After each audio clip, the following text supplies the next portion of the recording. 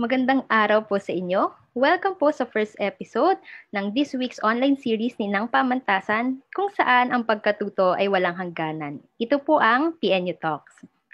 Ako nga po pala si Izella at ako po ang inyong learning from home buddy sa episode na to.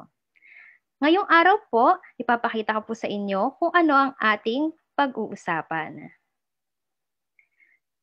So ang pamagat po ng aking presentation ngayong umaga ay Balancing Quality and Quantity, Designing Learning Activities in the New Normal. So as we know po, talaga ngayong new normal, kumbaga, habang may pandemic, marami po tayong challenges na kinaharap at isa na po dito kung paano ba natin i-adjust ang ating pagdidisenyo ng learning activities for our students dahil tayo ay nasa distance learning. Meron po tayong focus in terms of this topic, which is balancing quality and quantity. If you are curious po kung bakit balancing quality and quantity, mamaya po as we go through the discussion, i-explain ko po ito sa inyo. This is my presentation outline for this morning's session. First, we will discuss challenges in the new normal. What have we encountered after almost a year of the distance learning? Second part, quality and quantity, the need for balance. So I will explain to you po the rationale behind the things that I will share to you this morning, kung bakit nga ba quality and quantity ang focus natin. Third part po, this will be the practices that I will be sharing with you in terms of designing learning activities in the new normal. You will see here po strands. These are strands po from the Philippine Professional Standards for Teachers. Kung kayo po ay nasa DepEd, sigurado po akong pamilyar na kayo dito. Para po sa iba pa nating mga kasama ngayong umaga, siguro po kayo pamilyar na rin sa PPST. So ang gagamitin po natin bilang guide in discussing this morning session are some of the strands of the standards. And after that po, we will have a summary and other resources po that I would like to share with you. So let's start po this morning's learning. So first, what challenges are we facing today? For sure po, we will have challenges as a nation, as teachers, personal challenges that we are encountering. And usually po, when we try to describe kung ano po ang pinagdadaanin natin ngayon, they will say we are all in the same boat.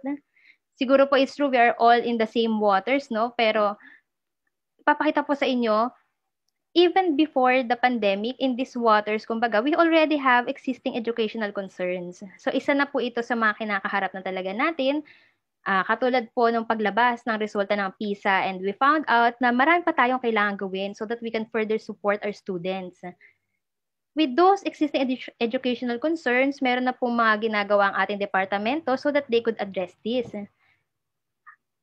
However, the pandemic po is something that came unexpected, and on top of the existing educational concerns, the pandemic created a ripple effect kung saan ang una po natin naging challenge is to shift to distance learning. And we know that this is really difficult, not only for teachers, but also to students and even to their parents. So that is one of the challenges po talaga na hanggang ngayon po ay kinakaharap natin. When we decided that learning must continue, so tinuloy po natin ang ating school year because it's really important pa rin na in times of this, we also want to continue with learning, lalo na para sa ating mga estudyante. So, in our efforts na makapagpatuloy tayo, napansin din natin that there is an increasing education gap. So, a year after the pandemic, it's evident there are students who are really having more difficult time than others. And we can see that some students can continue studying online, but some will opt na not to study for this school year siguro perhaps. But that is really evident is that makikita natin na nagkaroon ng challenge for us na nobody left behind. So, the education gap has widened in this pandemic because malaki talaga naging impact nito sa atin. And for those naman po na nakapagpatuloy naman ng pag-aaral, usually po meron tayong modular, pero meron din tayong online. And marami po ang e-learning ang ginagamit this time in the pandemic. And hindi lang po mga estudyante nakakaranas nito, pati mga working people, they would say that they have e-learning or Zoom fatigue because lagi po tayo nakaharap sa computer. So, it's really difficult to continue learning, lalo na po sa mga bata. Lalo na po ngayong pandemic na marami tayong mga concerns sa pamilya. At the same time, nakakapagod na in times na parang mas kailangan mo na meron ka ibang kasama or karamay, ang kaharap mo ay computer screen. So the e-learning fatigue is really something also that we should look further into para mas masuportahan natin ang ating mga learners and also our teachers. So this is a statement po from an article released in 2020. However, the main concern now for students is just how difficult online schooling is compared to actual classes. And I think we will agree kahit sa mga working people po, iniisip natin madali kasi nasa bahay. Pero actually, it's more difficult na parang nakakamiss po talaga yung actual classes. Several students lamented that they are no longer learning as their focus has shifted to completing assignments on a daily basis. It will be sad to know po na some learners are feeling this way. Pero kung isipin po natin, kasi ang hirap ng hindi sila pumapasok sa school, they don't see their classmates, they don't see their teachers face to face, and also most of the time they are left to learn on their own with guidance pa rin naman po from our teachers, but still the actual classroom setup is really different. Despite this po, this is a statement from Mr. Feingold, the Chief of Education at UNICEF Philippines. And he said, distance learning is not perfect. Especially we are not that prepared because the pandemic came unexpectedly. And it is not going to be easy, but it is better than nothing. So at this time po, we would like to make our learners feel like it's still something that they should look forward to learn, and still kahit pa paano magkaroon ng interaction with their classmates and teachers in this time of the pandemic. So further looking into the details, kasi ang dami po talagang concerns when we come to think of it, let's go to the perspective of a learner. Kasi po kanina dun sa statement, sabi parang more of compliance, that's why they do the activities perhaps, but the learning sometimes parang hindi na nila feel that they are still learning. So usually, since distance learning, there are activities we would want our learners to do at home. Learners will ask, why should I do this activity? Lalo na kung medyo madami na kasi nga medyo mahirap din i-balance since teachers will be different, and then it's difficult dahil first time natin na nag-distance learning. When learners ask, why should I do this activity? Some will say to get good grades or para makapasa. Ayaw nilang maiwan. And some learners will say to avoid consequences. So if I don't do this activity, baka mas marami pa akong activities na gagawin in the future. So that is some of possible reasons. And if we will look at it, those fall under compliance. So if learners do activities at ito ang mga reason nila, then compliance lang ang nakikita nila. However, for teachers, for sure ito ang gusto natin na maramdaman nila when we ask them to do their activities. As we know, kahit po hindi dito sa new normal, even before, we develop learning activities for us and for the learners to identify their strengths and areas for improvement. And also, activities are opportunities for them to apply what they have learned. So, para magkaroon sila ng, kumbaga, tangible evidence that they have learned something. And by doing this, natututo sila. Okay? So, in our minds, when we design these activities, we want them to learn. But it's inevitable that sometimes learners will feel that they have to do the activities for compliance. So ano ba yung sagot, or what is the answer that we would want our learners to give when they ask themselves, why should I do this activity? So for this session, let's consider that this is one thing that we would want our learners to say. So when we give them an activity, they will say, this is something new I think this will be fun to do. Okay? So, uh, actually, even not in the new normal, kahit dati pa in the actual classes, this is something that we would want to offer to our learners. We want to give them something that they will learn and at the same time have fun. So with that, let's go to the discussion of balancing quality and quantity. If we want our learners not to feel burdened, tapos para sabihin nila na, I want to do this activity, it seems fun, one thing na siguro kailangan nating i-watch out for ay providing them with a lot of activities. So let's imagine these orange items or balls in this image. We give them, there's a tendency for us to give activities that they can do. Kasi wala tayo, hindi natin sila nakikita. So as much as possible, we want to provide them with things na dapat ginagawa sa school pero gagawin nila sa bahay.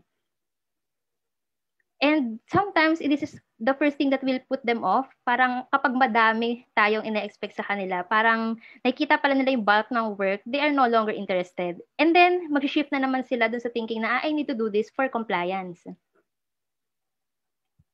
But when we ask ourselves, then what should we do if this is the case? Then we will say, quality over quantity. So instead of offering a lot of activities, maybe I should focus on giving them fewer activities, but this activity should cover more. Therefore, one quality activity may do, siguro, on top, instead of several small activities, siguro po. And this is one thing, one perspective na siguro po naisip nyo na or you have applied already. And there is merit to thinking this way. Kasi nga, the first thing that we want to do, dahil nga sinabi na ng learners natin that they are having a difficult time, then we try to lessen their burden or their work. However, I would like to present to you po, that's why I'm focusing on balancing quality and quantity. Let's take a look at a different perspective when we talk about quantity. So again, we have a scale.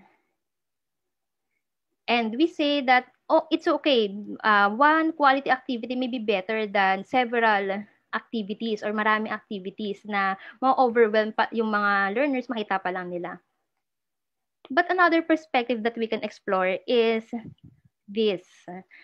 So if we take a look, ano po kaya ang pwedeng nire-represent itong tatlong differently colored na balls in this image. Okay? So let me guide you po kung nag-iisip kayo, ano nga kaya ang pwedeng i-represent itong tatlong to. Then, let me share with you po this statement.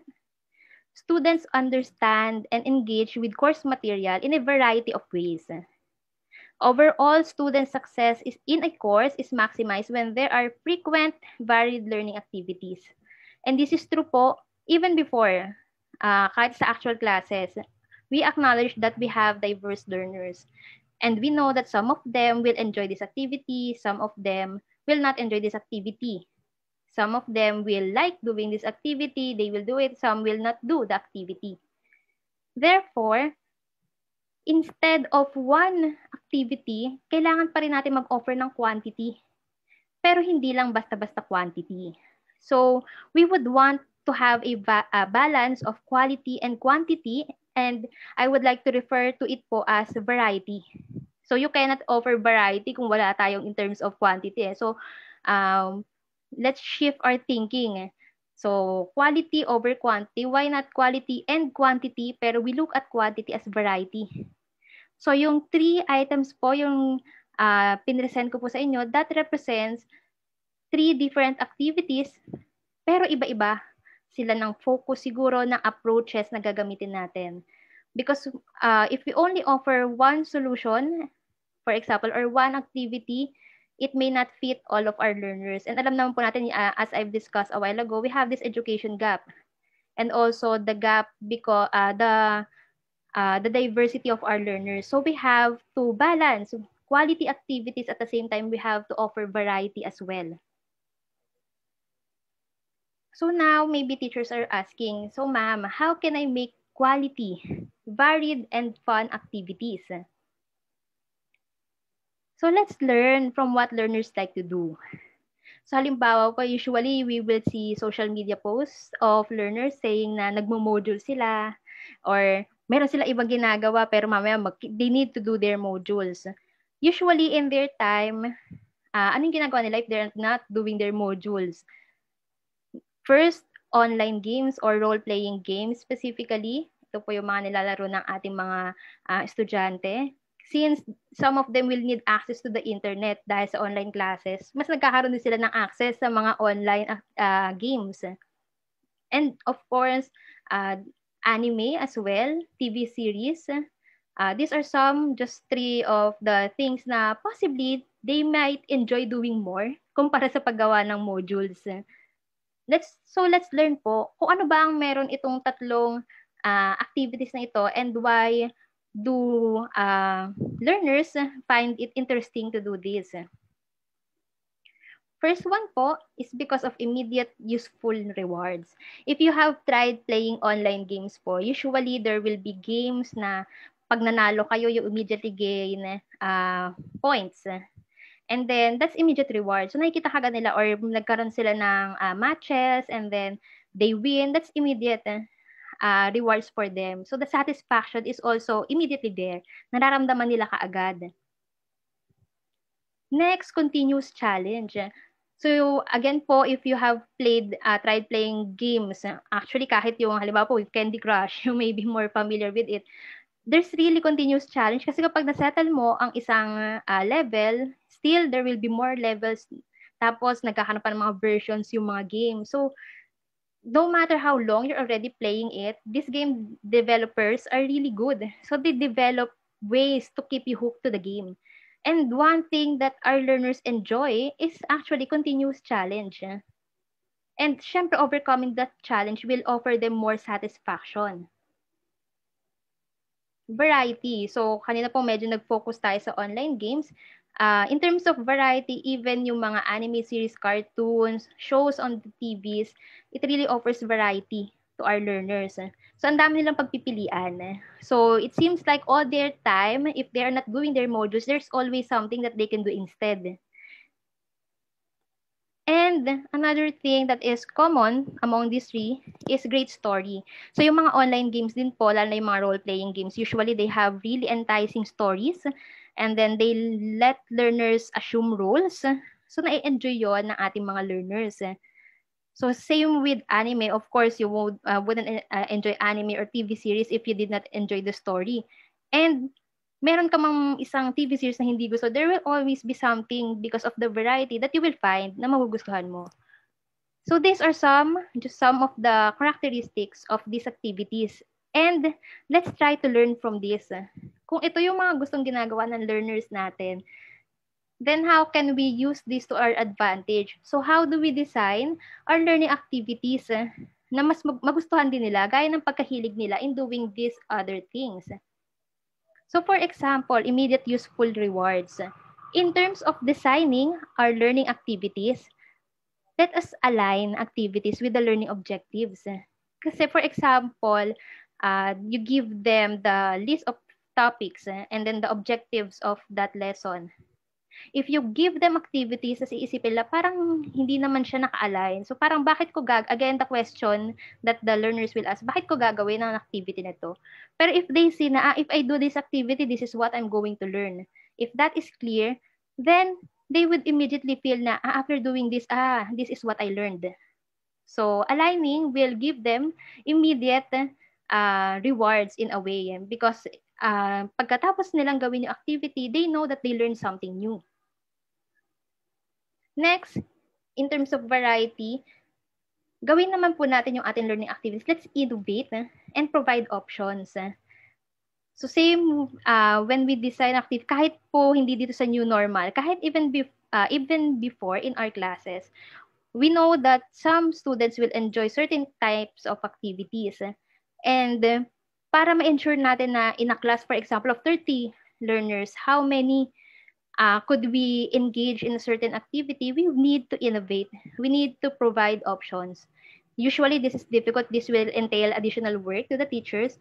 However, if you will really be focusing on trying to observe your learners, then maybe you will be able to achieve that certain innovation that will help you reach out to more learners.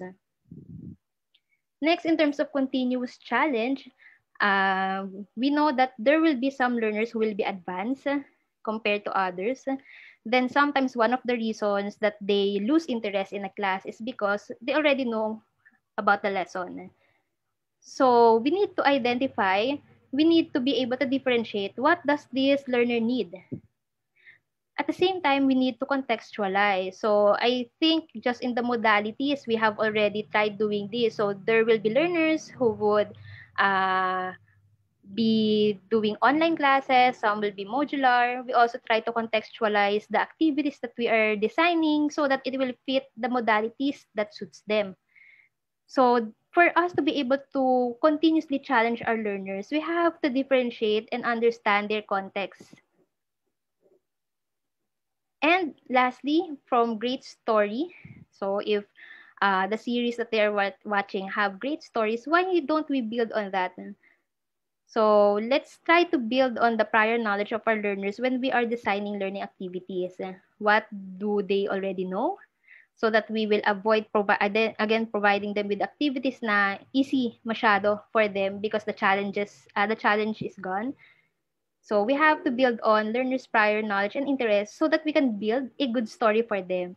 When we design learning activities, we are trying to lead them towards a great story or a learning. So we really have to be good storytellers in a way. And you will see when we look at these 4 things that we can do so that we can have balance of quality and quantity in our learning activities.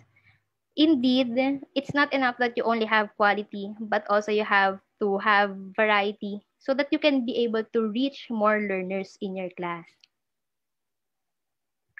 So after knowing all of those, we now proceed, what competencies do teachers need to develop? Firstly po, I would say na these competencies are not new. Ibig sabihin, we are not discussing this because this is just for the pandemic or for the new normal. Again, these are from the Philippine Professional Standards for Teachers. These are PPST strands. Therefore, even before the pandemic, meron na po tayong standards na sinusunod or nagiging guide natin kung paano natin i-improve ang ating teaching practices.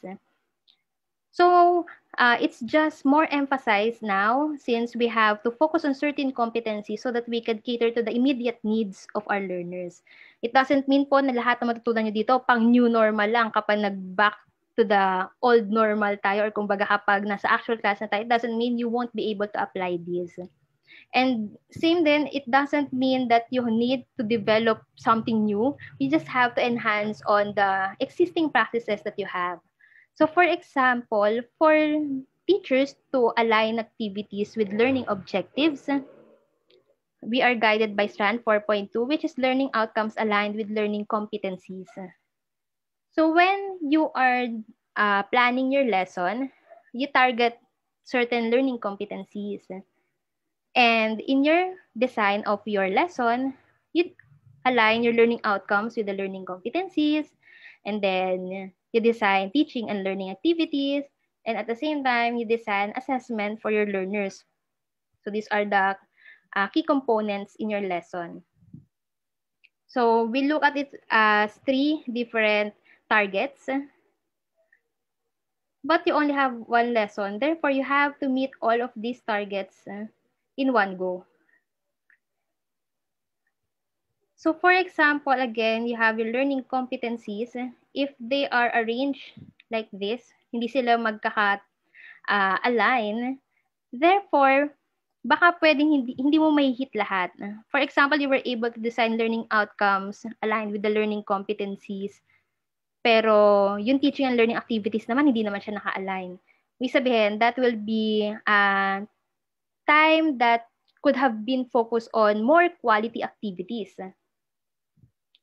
So how do we design this? So again, learning outcomes, teaching and learning activities, and assessment. Visually presenting this is how you should design your lessons.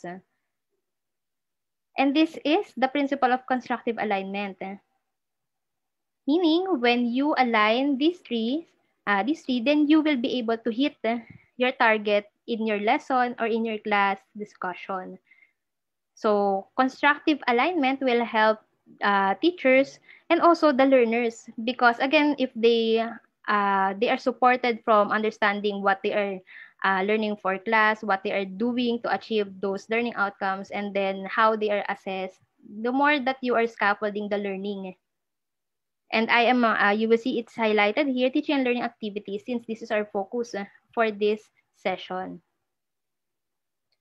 So let's focus on how we're going to make quality teaching and learning activities. Let me just go back po. So if we again look at this representation of constructive alignment, we will see na yung teaching and learning activities is really important because it could be a hit or a miss.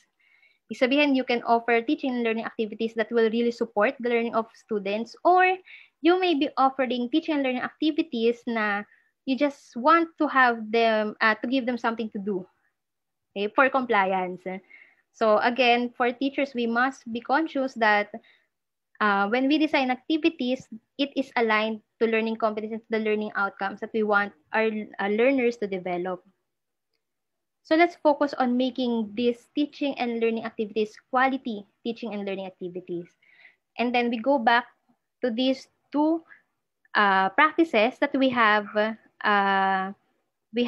discussed a while ago. So innovate and provide options, differentiate and contextualize. So how do we make teaching and learning activities? So when we innovate and provide options and we differentiate and contextualize, we arrive at quality and varied teaching and learning activities. So what Strand in the Philippine Professional Standards for Teachers could help us achieve this? So one among this is Strand 1.5, which is strategies for developing critical and creative thinking as well as other higher order thinking skills. So how does this competency help you innovate, differentiate, and contextualize? So meaningful experiences emerge from well-planned quality activities. Designing activities that require critical and creative thinking and the HOTS or higher order thinking skills reveal more about our learners. So when you try doing an activity using this strategy, you want them to think creatively and you want to develop the higher order thinking skills, the more that you will learn about them. For example, let's compare it to giving them true or false questions. Then you will just find out the learner doesn't know this. Or multiple choice questions. You will know na the learner got this question correctly, but you don't know. For example, if the learner got the question incorrectly, you don't know kung bakit. But when you try to design your learning activities, even your assessment, targeting creative thinking and higher order thinking skills, you don't only see right and wrong, but you also see the way that they think. And at the same time, in terms of learning activities, these activities are more engaging and challenging. So remember po yung kanina, continuous challenge may help them be more engaged in the activities that we offer them. So let me give you po an example. This is a sample activity from the PPST resource package. So let's try to design learning activity. So grade 7 English, and the text is The Centipede by Ronnie V. Diaz. So below is an excerpt. And one possible activity that you may ask your grade 7 English learners to do is, possible activity A, identify the meaning of the following words or phrases through context clues. So they could read this and then you give them, if this is a printed module, so you give them this activity. If this is an online class, you show your slide and then you ask them to identify the meaning of these words. What skills can we develop through this activity? So identifying the meaning of words through context clues is one. And ayun lang yung makikita natin doon. So did they get the answer correctly or incorrectly? So it may be a different discussion if you use probing questions to ask them kung bakit yun yung sagot nila. If ever that you will do that, then that is already developing critical and creative thinking. Kasi when you ask your learners to reason out, then nade-develop din yung kanilang higher order thinking skills. Pero if this is just an activity that you just want them to answer and then there is a right and wrong answer, then we cannot say that this activity will really be targeting higher order thinking skills. Let's take a look at this, another possible activity for the same lesson. So, for example, you still give them the excerpt, and this is another possible activity. So, this is the instructions. Close your eyes and create an image based on the text that will be read by the teacher. Accomplish the sketch to stretch template based on your interpretation of the excerpt. So, in this activity, they are not just answering vocabulary questions, but the skills developed, since this is an example of a visualization strategy, this opens up thinking by using sensory information to stimulate imagination with both spoken and written words. So you can show them the excerpt and then ask them to draw something. It can be even through printed modules. You can still give the same instructions, but it will no longer be read by the teacher. You will ask the learners to read it themselves. But still, this is one activity that you can offer them. And you will see that the kind of skills developed in the learners will be higher order thinking skills because you want them to imagine. In a way, activity B targets more higher order thinking skills. We can say it appeals to more learners. For those learners who want to draw, those learners who are not really into vocabulary, but they want to read and then create their own stories or artworks. Also, for example, you read this in class, you may be appealing more to the auditory learners. Okay? So it appeals to more learners, and we can say it is more fun than just reading through the text and then identifying the meaning of words. You may be having this question, ma'am, paano po kung yun yung learning competency na gusto kong i-develop? I want them to identify vocabulary words. Will this activity still be useful? The answer is yes po. So, dito papasok yung creativity ni teacher. So, when you ask your learners to draw the image, you can ask them, where do you find this line? How were you able to interpret this? So, babalikan po natin yung excerpt. Balikan lang po natin. So, for example, the meaning of Kobe. Then you ask your learner to specifically draw these words. So you ask them, I should be able to see this part of the excerpt about spotting a covey of brown pigeons. And then in the drawing, you will take a look if indeed you were able to see kung ano yung ibig sabihin nun. So covey of brown pigeons is a group. So kapag isang pigeon lang yung nakadrawing, then you know that the learner did not understand or hindi niya nakuha yung context clues doon sa binasa niyang text. Okay, so you will still be able to develop identifying the meaning of words through context clues. At the same time, meron ka pang ibang skills na na-develop through the visualization strategy. Yan. So that's one example po of how to make one activity more quality activity and at the same time target more learners to be engaged. So what other competencies po ang pwede nating ipasok dito? Ano naman po ang sinasabi ng Strand 4.5 ng PPST, which is about teaching and learning resources including ICT. So kasama po ang ICT sa mga strands ng PPST, and hindi lang po ito useful again ngayong new normal, but also pagbalik natin sa actual classrooms, these standards is really general for us to be guided kung ano yung mga dapat natin gawin. So for example po, teaching and learning resources including ICT, it may be helpful po ngayong new normal to explore different types of resources. So I think in the learning delivery modalities, naging options na po natin to. We have print, we have charts, posters, flashcards, and manipulatives na pwede natin ipakita online habang nagkaklase. Okay, so for example po, this is the PPST resource package. Tapos sa loob po niyan, makikita ninyo yung sample ng table. You have their different types of resources or medium that you can use. And then, nakalagay po dyan kung uses, advantages, and disadvantages. Okay, so, same when you are thinking of activities that you will be asking your learners to do, you can ask yourself, how useful will this be? What will be the advantage? If I want to differentiate and contextualize, maybe I can use both. So, meron akong print, but also maybe I can do something online activity for those who have internet access. So, again po, this is from the PPST resource package. Later po, I will give you the link to these other resource packages. Kasi when you read through this po, you will be better guided on how to achieve these practices of innovating, differentiating, and contextualizing through ICT. Another thing po na pwede natin gawin in terms of teaching and learning resources including ICT is to learn skills to innovate your learning activities. So, ano ba yung mga skills? Usually po ngayon, ang ginagawa ng mga teachers, they prepare their materials gamit na gamit po ang PowerPoint presentations. So, nakakasawa naman if our learners, they don't get to go to school, they don't get to interact. Tapos, yung PowerPoint presentation natin, parang same lang.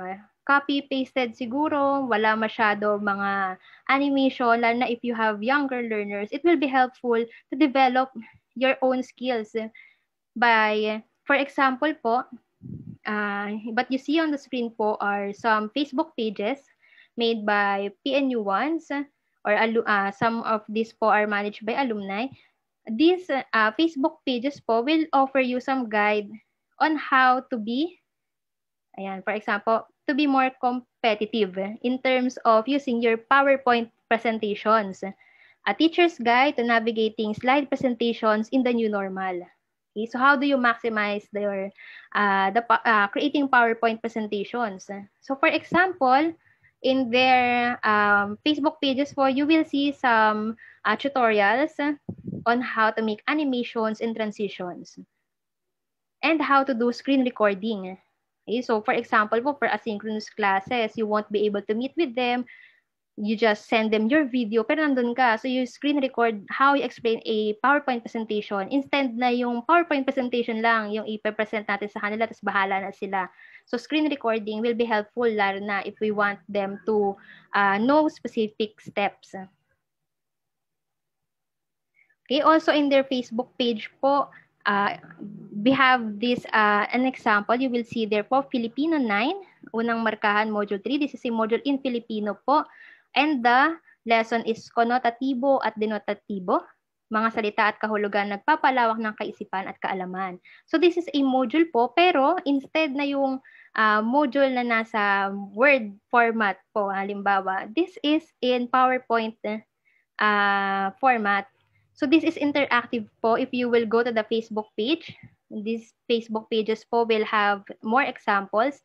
If you go to this specific sample of a module which is done through PowerPoint, interactive siya.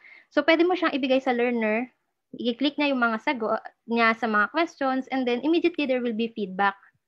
Okay? And again, if we go back to sa diniscuss natin kanina, that is one thing that will make them more interested in doing the activities. They get immediate feedback. So, kahit hindi sila nasa loob ng classroom, pwede silang makapaglaro. At the same time, they will be able to answer activities and get immediate feedback through modules which is interactive in nature.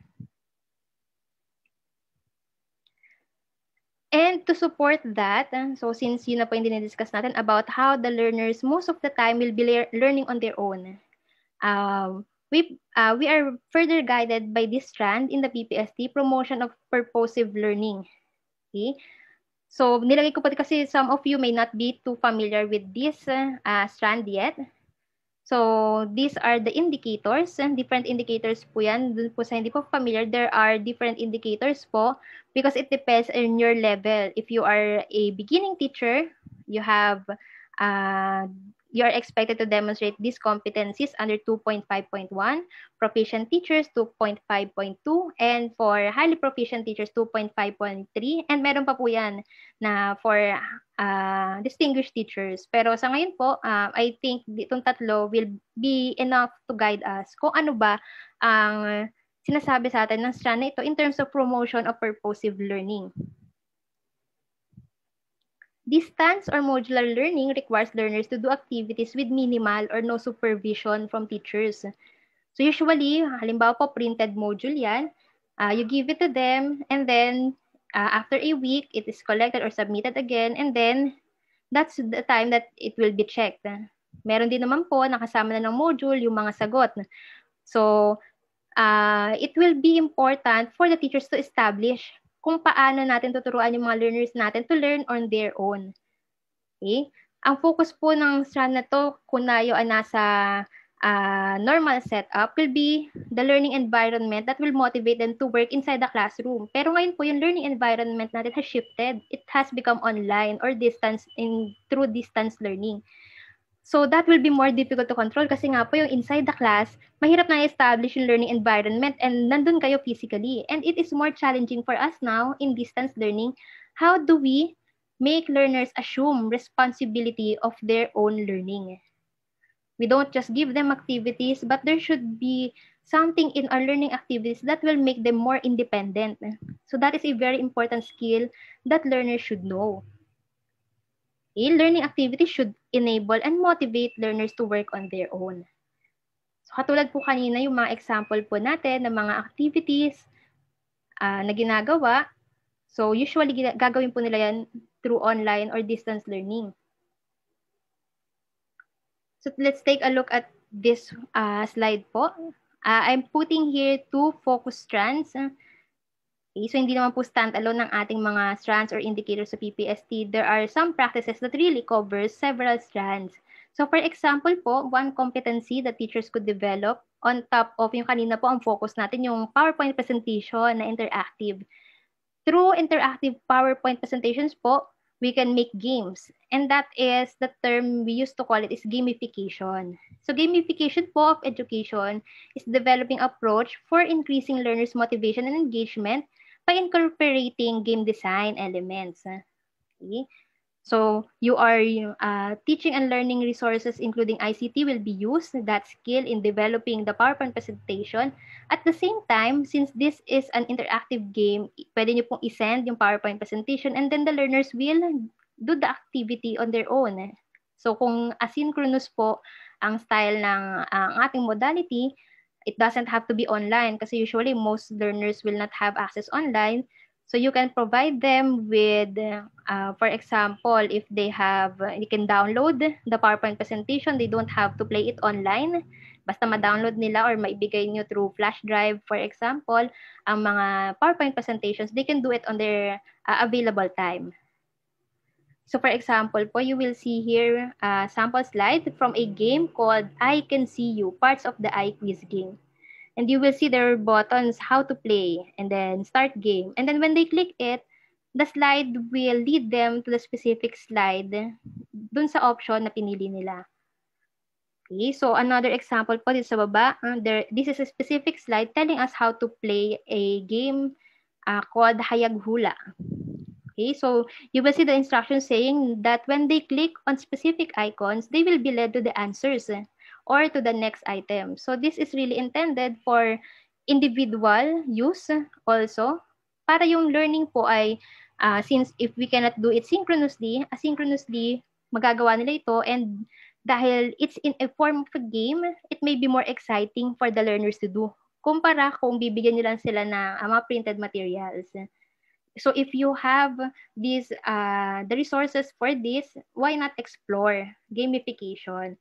It may take time to develop, but at the same time, it may be more rewarding because again, you may be able to reach out to more learners and make them see that they are learning and not just complying. So as mentioned po, if you have the resources, you can do those. Pero we also acknowledge that most of the time, there will be just printed modalities or mga modules po na piniprint out and then sasagutan ng mga learners sa bahay. Okay, so some things that we can do for print modalities. Number 1, so that we can develop promotion of purposive learning or individual learning among our learners, encourage them to write margin notes. So if you are not familiar po paano yung margin notes, ito po yung example. So you will see, so for example, this is an excerpt from the metamorphosis, tapos may mga drawing siya. So, we can encourage our learners to do the same when you give them handouts, for example, that they can draw on. We designed the worksheet to have extra spaces so that they can draw, encourage them to write, may it be questions, clarifications, underline words that they don't understand, and see if they can answer their own questions later on after reading through a text. Then that is one way for them to learn on their own. You don't have to be there since parang meron silang kausap because they see their own notes every time that they go back to the text. However po, one concern po dito, I think some of the modules are given to the learners tapos ibabalik din nila, bawal nilang sulatan. So in that case po, maybe you can encourage your learners to have a separate notebook that they can write on. And then so that they can still draw. We don't want to be too strict kung paano po sila mag-note taking. We encourage them to still do it. Kasi nga kung kukunin yung module na naging source nila, then encourage them to have their own notes din. Next, ask learners to summarize using bullets and graphic organizers. So let me show you an example po. Okay. So when you have print modalities, usually baka po yung mga questions natin, identification, kasi minsan mas madali siyang i-design. Pero at the same time, pwede po natin i-try. Halimbawa po, the example that I have here is an essay. But some teachers may say, ang hirap mag-check ng essay. So it takes time then. So we also consider the workload of the teacher. You can ask your learners to summarize using bullets and graphic organizers. So for example, there's a specific topic and then you just ask them, instead of giving them quizzes and then identifying or multiple choice questions, why not just let them go through the session and then finally ask them to take down notes through bullets and organize their ideas through graphic organizers. Okay? Mas may explore pa po nila yung creativity nila by doing this. So these are some things po that we can do so that even in the print modalities, we encourage our learners to learn on their own. Okay? Lalo na po ngayon na it's really difficult for teachers to reach out to our learners.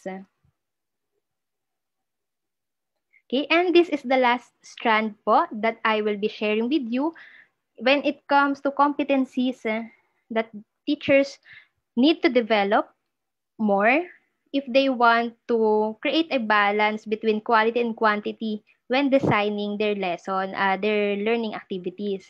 So the last one po is build on learners' prior knowledge or interest. Okay? So one thing that we can do so that we can build on learners' prior knowledge or interest is to do research. So Strand 1.2 tells us research-based knowledge and principles of teaching and learning. Okay, so let's try to take a look po muna at this icon. Okay, anyone po, are you familiar with this icon? Yeah, let's bigyan ko po kayo ng konting time to try to relate. Since our topic is Strand 1.2, Research-Based Knowledge and Principles of Teaching and Learning, ano kaya ang nire-represent ng icon na ito? Okay, so this icon po, if you try to search online, of the iterative icon, this is what will come out. Iterative po means, usually it's used in research po. Now, iterative means that you do a process, but in the process of doing it, you also go back to some steps, you polish it, so that it will be better, so that when you do a research, for example, it's not always when you do this and then immediately it leads to your end goal. Ang research po, usually, it's a matter of taking a look or identifying, analyzing what works and what doesn't work. So for example, if we take a look at this iterative icon, so you will see the arrow moving po. But at the same time, in the process of the arrow moving forward, merong curve na nagbabalik.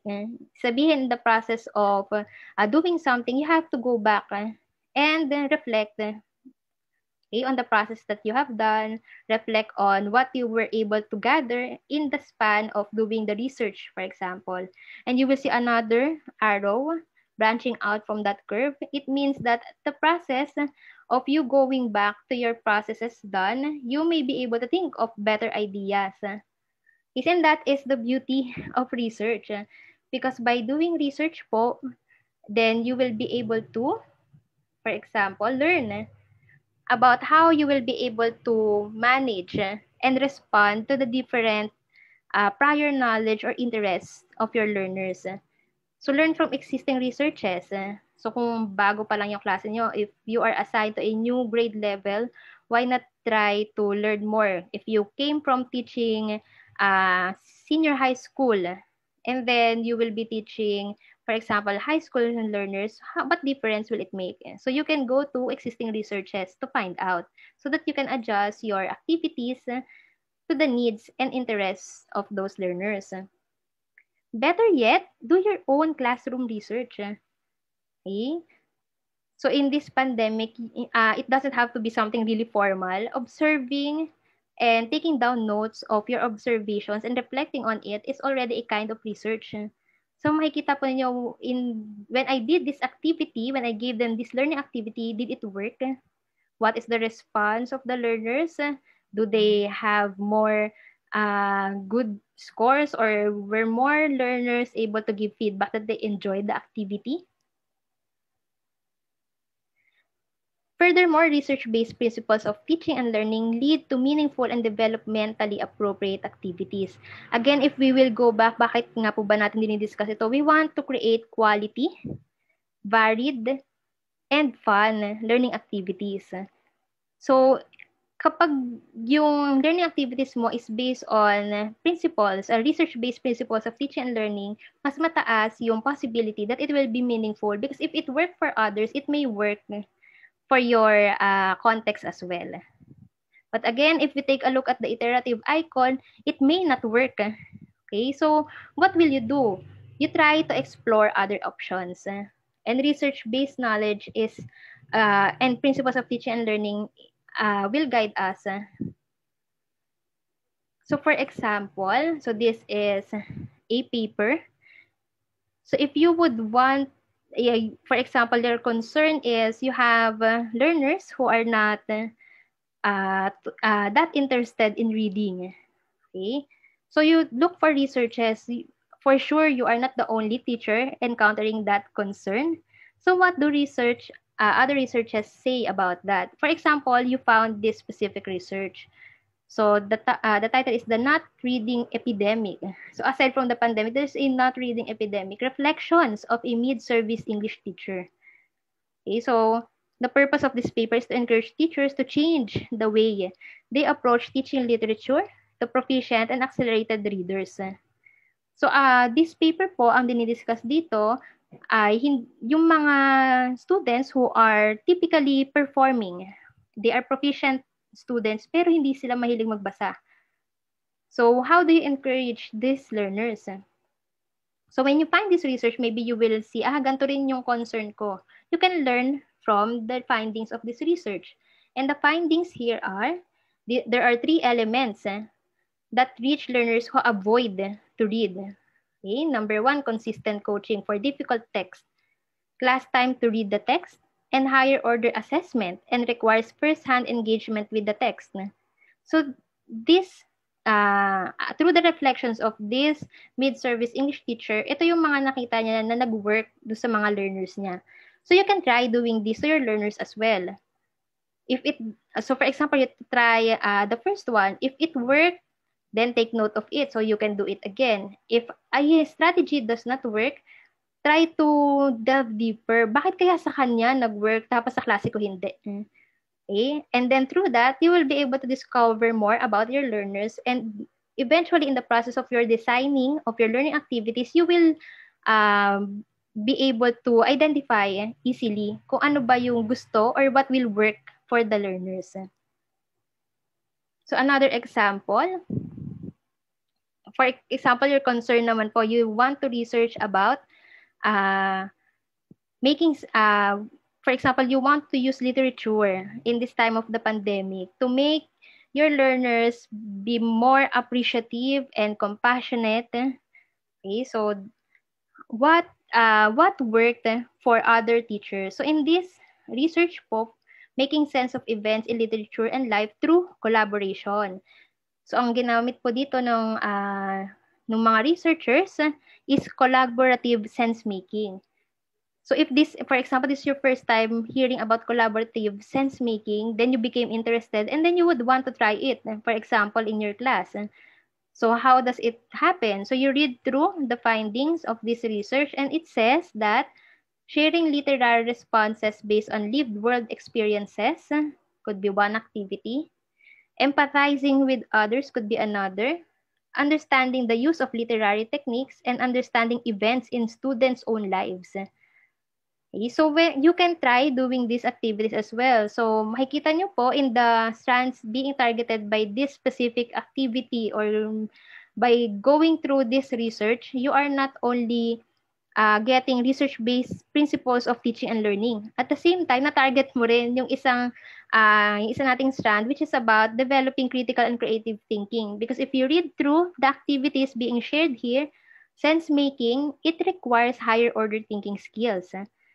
Okay, so that is one thing that you can do so that you can be more responsive to the needs of your learners. And you can build more on what they know. If you observe them, you will be able to identify what works for my learners. Okay. Okay. So that is the last of the indicators that I am going to discuss. Of course, there are a lot more things that you can explore in terms of this. But this, to summarize our discussion for this morning, let's go through the summary of key concepts that we were able to discuss. So going back when we started this learning session, one thing that we learned that we can adopt when we are designing learning activities is to align activities with learning objectives. And a while ago, we discussed about constructive alignment. So by doing constructive alignment, aligning your learning objectives, aligning your teaching activities and your assessment, the more that your learners will have a meaningful time in your class. Your learning activities will be more appreciated if they are able to see how it helped them eventually achieve their learning goals. Okay? We discuss how to differentiate and contextualize and innovate and provide options to our learners. This is almost, the two of them are almost similar. This is under our thinking of quantity equated to variety. So we want to offer variety to our learners. So we discuss creative thinking and other higher order thinking skills again, because when we target these skills, the more that we learn about our learners. We don't only get feedback on whether they know things or not, but we also get to know other things about them, their strengths and their weaknesses. Purposive learning, since this is distance learning, modular learning, then we want to also develop the skills for our learners to be more independent. Okay? And we can do this through providing them with activities that they will be able to do on their own. And to ensure the additional assurance that they will do the activities is making it fun for them to try. So remember po yung isa nating discussion a while ago about when learners ask why they should do a certain activity, there should always be something like, I want to try out this activity that my teacher gave me because it seems fun. This is the first time that I'm going to encounter this kind of activity. Okay, so gamification is one way to do that. And lastly, to build on learners' prior knowledge or interest, or to get to know more your learners, identify their diverse backgrounds, you can do research. Okay? Having research-based knowledge on principles and teaching and learning will help you further respond to the needs of these learners. At the same time, if we do further research, we will be able to know more about the things or the strategies that worked for other teachers, and we can try out if these things will work in our classroom as well. And then you can just do your own tweaking here and there so that it will be more contextualized to the needs of your learners or to their interests or what they already know. And we also discuss about iterative process, about how as teachers we should be able to understand that really, especially now that we are, this is the only time that we have fully shifted to distance or modular learning or online classes. It will really be an iterative process of finding out what works, what doesn't work, and what the learners find more helpful for them. Okay. So through these concepts or these competencies that hopefully you got to know more about, hopefully you will be able to think of always when you are designing learning activities, you try to balance quality and quantity. You always try to think of providing activities that will be worth your learners' time. At the same time, you want to target more learners because in this time it will be helpful. Learners will appreciate it if they feel like this activity is really something that fits what I need at this moment. Okay, so these are the summary of our key concepts. And if you are interested to know more about strategies or get more resources, especially on the Philippine Professional Standards for Teachers, then you can check out our website, rctq.ph. We have here resources for teachers. So in this website po, you will find out what our research center is doing in cooperation with other partners so that we can provide support to our teachers who are really doing their best to get through these changes in how they teach. Okay, so for example, you go to the website, you can click knowledge products and then click resources for teachers. You will have their materials for in-service teachers. So if you are already teaching or if you are a pre-service teacher, then you can check this out. We have 24 modules intended to assist teachers align their practices with the proficient indicators of the PPST. So you remember po, I have some sample activities that I use in the presentation. You will get more activities and inputs from these PPST support material. So you can download them through the website. Ito po yon, yung 24 PPST modules. 24 po yan. Hindi ko lang na screen cap kasama lahat. But we have 24 PPST modules. So each module is targeting one PPST indicator in the proficient level. Ma'am, paano po kung ako ay beginning teacher pa lang? Can I use this? Of course, you can use this because the PPST has the same strands. So, yung level lang yung pinagkaiba. Ibig sabihin, you are still learning about the same content. Yung level on ang expectations nandito, ikaw ay in service na. Pero you can use this so that you will be able to understand the indicators more. Maraming mga examples po dyan. You can also get activities that you can use in your class. And kung medyo nabitin po kayo in our discussion, for example, PPST Indicator 1.5.2, about applying teaching strategies to develop critical and creative thinking, as well as other higher order thinking skills, we have a video that will explain further and will give you more inputs. We have teachers from the field who shared with us their best practices. So you can learn from them po. You can just click again from our website or you can search on YouTube. You can type keywords so that you can learn from teachers on how they apply range of teaching strategies on critical and creative thinking and HOTS. Also, we have a video focusing on another indicator that I discussed this morning about selecting, developing, organizing, and using teaching and learning resources, including ICT, to address learning goals. So you can watch these videos so you will be more enlightened. You can get ideas from them. Okay. And we're almost at the end of our session for this morning. I hope that you were able to get ideas. This presentation will not cover everything that teachers can do. You will always be able to learn more from your experiences, but hopefully you were able to get a different perspective, especially about quality and quantity and designing learning activities in the new normal. So again, just to summarize, we can say that we can deal with the current need for our learners uh, to continue with the learning without really putting burden to them by offering them activities which are of quality.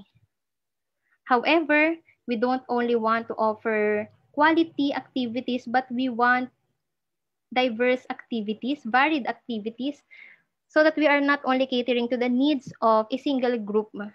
Okay?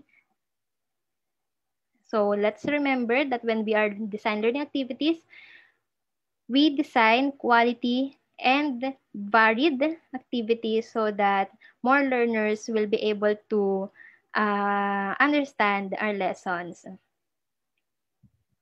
Okay, so we prefer instead of one, because we can say one size fits all. For example, instead of using one activity for the needs of all the learners, you can have varied activities, or it's possible that for this activity, you offer this kind of activity. For example, gamified lesson, and then next activity, you offer them something that will require them to draw. For example, the next activity you could still use other activities or the usual activities like quizzes, but in moderation, combined with a variety of learning activities. The last thing that I will be sharing with you is a quote. This is inspired from a study by the National Center on Time and Learning in 2012 about the case for improving and expanding time and school. This quote is only inspired by that quote because the focus of that quotation is about time, expanding time and school. Pero sa ngayon po, our concern is not about the time that they spend on school kasi nga hindi naman tayo nakakapag-actual classes. But our concern is the number of activities that will provide our learners because of our want to be able to, kasi yung mga teachers, we always want to give everything that we can for the learners, pero baka minsan na-overwhelm sila. So, ano ba yung dapat natin gawin? How do we reflect on that? So, I would like to share with you with this quote. No amount of learning activities will help us achieve quality if it's simply more of the same thing that isn't working in the first place. Okay? So let's reflect a bit on this. Ang ibig sabihin po, we can offer the same activities, however, it will not help us achieve quality if we do not give more effort about trying to respond to the individual needs of our learners. Okay? If it's just the same thing, tapos if you do not do research, for example, or you do not observe your learners, kahit hindi na nag-work yung isang activity in your first try, for example, and then you did it again, tapos you got the same results, and then you just continue doing the same learning activity, then kahit gaano pa karaming activities ang ipagawa natin sa learners natin, hindi pa rin natin ma-achieve yung quality that we are expecting from them. So if we really want our learners to see learning or going to school or attending our online classes or answering the modules, not only as a compliance, but because they enjoy learning. Sana po ang namimiss nila sa actual classes ay hindi lang yung mga activities, but also the process of doing something that inspires or engages their thinking. Then we should always think about this when we are designing our learning activities. Not only in the new normal, but also in the actual classroom. So eventually po, hopefully, makabalik na tayo sa actual classrooms because we know how difficult it is. But for now, this is we are doing our best to offer our learners what we can. And hopefully this session for this morning was able to give you some ideas on how you're going to further improve your teaching and learning activities for our learners. These are the references po. So if you are interested in some of the researches that I shared a while ago, Then you can take a screenshot po of this. Okay, we also have here the Facebook pages and websites, RCTQ, and the 2 Facebook pages which I shared with you na pwede nyo gamitin so that you will be more competitive, can be able to maximize be more innovative in preparing your lessons through PowerPoint presentations. And that will be all po for this morning. That's PNU Talks po. Type in your questions and insights about today's episode in the comment section. So we would like to hear from you po how we were able to provide you with some ideas. Maybe other teachers could also learn from your sharings in the comment section. Don't forget to like and share din po today's episode para po marami pa tayo ma-reach ng mga teachers. Baka po yung mga concerns nila ay matulungan natin just by because one thing that they can learn po is through PNU Talks. And don't forget po to follow also PNU Facebook page because this is not the only PNU Talks that we will be offering. There are a lot. If this is your first time attending this PNU Talks, marami pa po kaming mga sessions from before, even nasa Facebook lang naman po yon. And then, there will be more sessions to follow po. Okay. And that's all po for today's session. Thank you very much po for joining me in this episode of PNU Talks. See you po!